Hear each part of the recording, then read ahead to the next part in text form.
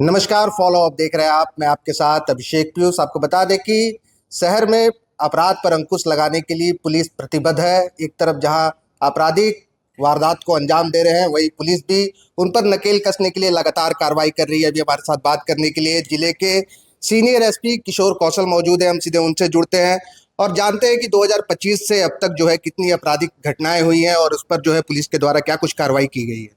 क्या कार्रवाई की गई है सर, जो भी घटना? देखिए, आपराधिक घटनाएं जो भी घटित हुई हैं, पुलिस का हर संभव प्रयास रहा है कि उन सभी का उद्भेदन हम लोग ससमय करें।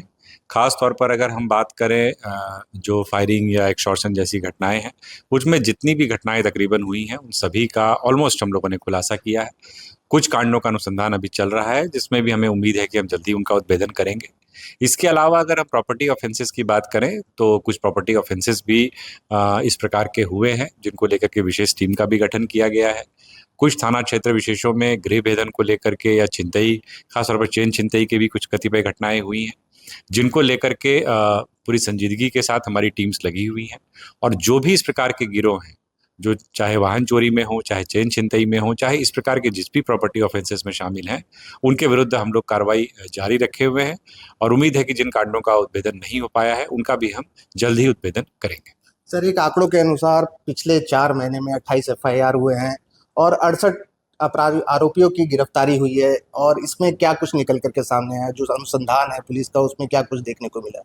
देखिए, फायरिंग की घटनाएं और ख़ास तौर पर हम देखते हैं जमशेदपुर के अंतर्गत हम लोग कई बार देखते हैं कि वो घटनाएं इस प्रकार की घटित होती हैं।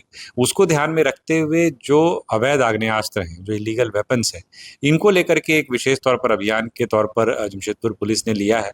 और पिछले 4 महीनों में हम बात करें तो हम लोगों ने बड़ी संख्या में आर्म्स की रिकवरी की है। और तकरीबन हम लोगों ने 44 जो है वेपन्स इस तरीके के इलीगल हम लोगों ने रिकवर किए हैं, जिसमें 68 लोगों को हम लोगों ने जेल भी भेजा है और लगभग 30 एफआईआर भी इसके ऊपर दर्ज अभी तक हुई हैं।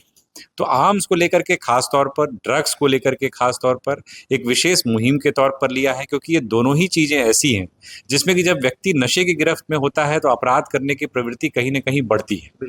साथ ही साथ जब हथियार उपलब्ध होता है तो उसके कारण से किसी भी घटना को अंजाम दे पाना किसी अपराधी के लिए थोड़ा आसान हो जाता है।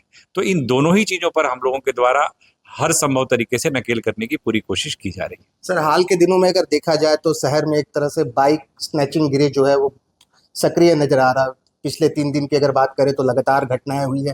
खासकर महिलाओं को निशाना बनाया जा रहा है और इसमें भी मॉर्निंग वॉकर्स और लेट नाइट की जो घटनाएं हो रही है वो ज्यादा सामने आ रही है। इसको कैसे देखते हैं आप? क्या कुछ इस पे कोई स्पेशल टीम का गठन किया गया है पुलिस की ओर से? एसपी सिटी के नेतृत्व में एक विशेष टीम का गठन किया गया है। पिछले अगर कुछ दिनों की बात करें तो हालांकि बीच में ये चीज़ें काफ़ी नियंत्रित थी, लेकिन पिछले 2-3 दिनों में इस तरीके की जो घटना हुई है, जो निश्चित तौर पर हम लोगों के लिए भी एक चुनौती की तरह है। और हम लोगों ने इसके लिए एक स्पेशल जो है टास्क फोर्स बनाया है। और ख़ास तौर पर ये देखा गया है कि सुबह के समय में ख़ास तौर पर 2-3 घटनाएं इस प्रकार की हुई हैं, टेलको थाना क्षेत्र में हो या फिर आपका सिद्धगोड़ा में हो, जहां पर किस प्रकार की घटना बाइक सवार के द्वारा, एक जगह पर तो कार के द्वारा भी, कार में सवार अपराधकर्मियों के द्वारा ऐसी घटना को अंजाम दिया गया है। तो सभी थाना प्रभारियों को सचेत किया गया है कि मॉर्निंग आवर्स में पेट्रोलिंग को और ज़्यादा चुस्त बनाएं। जो हमारी बाइक पेट्रोल्स और पीसीआर्स निकलती हैं, वह उन जगहों पर ठीक तरीके से पेट्रोलिंग करें। और अगर इस प्रकार का कोई भी वाकया सामने आता है तो संबंधित थाना प्रभारी और जो पेट्रोलिंग पार्टी वहां पर ड्यूटी पे है, उनकी जिम्मेवारी हम लोग निश्चित तौर पर तय करेंगे। और साथ ही साथ जो लोग भी इसमें शामिल हैं, वो चाहे मॉर्निंग वॉकर्स के साथ ऐसे इंसिडेंट हुए हों या लेट इवनिंग में जैसा आप बता रहे हैं कि एक घटना हुई है, इन सभी को लेकर के पुलिस पूरी तरीके से संजीदा है। उसमें कुछ नाम भी निकल करके सामने आए हैं और हमें पूरी उम्मीद है कि बहुत जल्द हम लोग उसका पूरा खुलासा करेंगे। सर, एक आखिरी सवाल। चूंकि ये जो गिरोह है ये महिलाओं को अपना निशाना बना रहा है, ऐसे में जो महिलाएं सुरक्षित रहे इसे लेकर के क्या कुछ आप जो है अपनी तरफ से मतलब जानकारी देना चाहेंगे? देखिए, हम यही कहना चाहेंगे कि लोग बिल्कुल ये रहें, एश्योर्ड रहें। जमशेदपुर पुलिस अपने तरीके से हर संभव प्रयास कर रही है कि एक सुरक्षा का माहौल बना रहे। और मैं यही कहना चाहूँगा कि इस प्रकार की अगर कोई भी घटना घटित होती है तो आप निश्चित तौर पर संबंधित थाने में तुरंत रिपोर्ट कराएं, क्योंकि जितनी जल्दी आप रिपोर्ट कराएंगे उतनी जल्दी उस पर काम शुरू हो पाता है। क्योंकि कई बार ऐसा भी होता है कि आपराधिक घटना घटित होने के काफ़ी समय के बाद, 1 डेढ़ घंटा निकलने के बाद इस प्रकार की सूचना पुलिस के पास आती है। तो वैसे समय में नाकेबंदी करनी हो या चेक नाके लगाने हो या एंटी क्राइम चेक लगाना हो जिससे कि अपराध कर्मियों की धरपकड़ की जा सके, उसमें थोड़ा विलंब होता है। तो हम यही कहना चाहेंगे कि ऐसा घटना अगर आपके साथ होता है तो आप तुरंत पुलिस को सूचित करें, लोकल थाने को सूचित करें। आप 112 भी डायल कर सकते हैं, हम सभी के नंबर्स भी उपलब्ध हैं।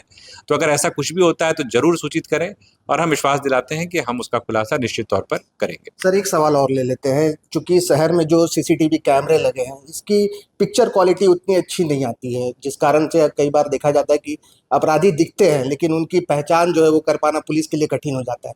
तो ऐसे में क्या विभाग से और भी कुछ मांग की गई है?